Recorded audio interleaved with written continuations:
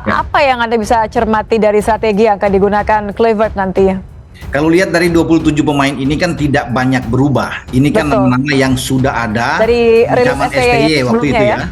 Nah, ada satu nama yang memang masih baru ya. Kalau dia diberikan kesempatan untuk debut dia melawan Australia, yaitu Septian Bagaskara dari Dewa United.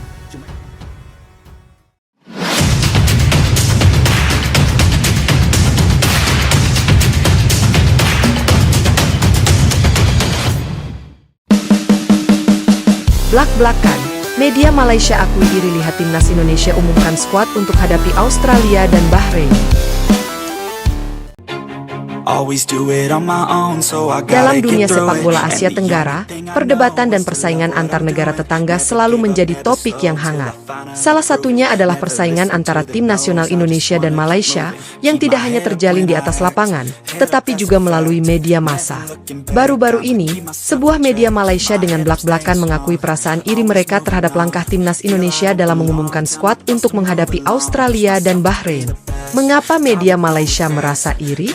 Sumber dari media Malaysia menyebutkan bahwa mereka merasa cemburu karena timnas Indonesia mampu dengan percaya diri mengumumkan skuad mereka untuk pertandingan internasional tersebut. Terlebih lagi, Indonesia dikenal dengan kualitas pemain-pemainnya yang sedang naik daun dan mampu bersaing di level internasional.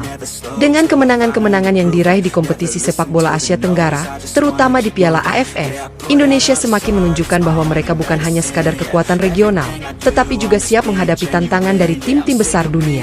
Sebagai contoh, timnas Indonesia akan menghadapi Australia dan Bahrain dalam rangka persiapan untuk kompetisi yang lebih besar. Pengumuman skuad yang dilakukan oleh Indonesia pun mendapat sorotan, karena mereka memiliki banyak pemain berbakat yang bisa diandalkan, baik yang bermain di liga domestik maupun yang berkarier di luar negeri. Media Malaysia pun mengakui bahwa langkah ini menunjukkan kedewasaan dan kematangan dalam mengelola timnas. Kepercayaan diri timnas Indonesia.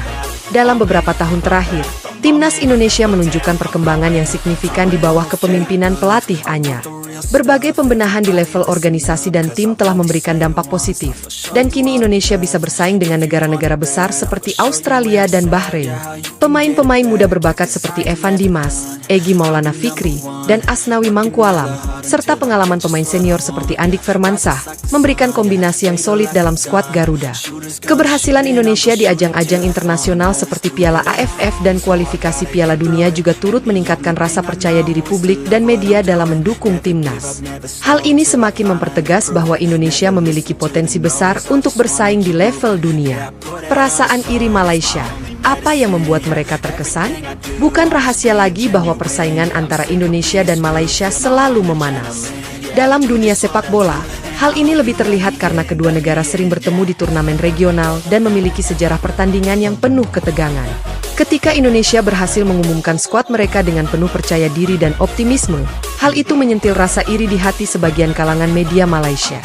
Mereka merasa bahwa Indonesia kini memiliki struktur yang lebih baik dalam mengelola tim nasional, sementara Malaysia terkadang kesulitan dalam menemukan stabilitas. Bagi Malaysia, kekurangan dukungan di beberapa sektor, baik itu di level pelatih, pemain, maupun pengelolaan tim, menjadi faktor penghambat dalam mencapai level yang lebih tinggi.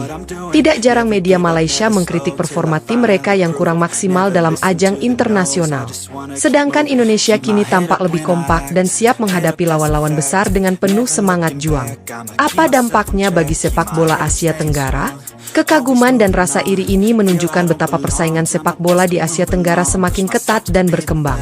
Meski ada rasa saling cemburu antar negara, hal ini justru dapat memacu semangat setiap tim untuk terus memperbaiki diri dan berkompetisi di level yang lebih tinggi. Kualitas permainan yang semakin meningkat di negara-negara seperti Indonesia dan Malaysia diharapkan akan membawa dampak positif bagi perkembangan sepak bola di kawasan ini. Kedepannya, Indonesia dan Malaysia akan terus bersaing, baik di level domestik maupun internasional.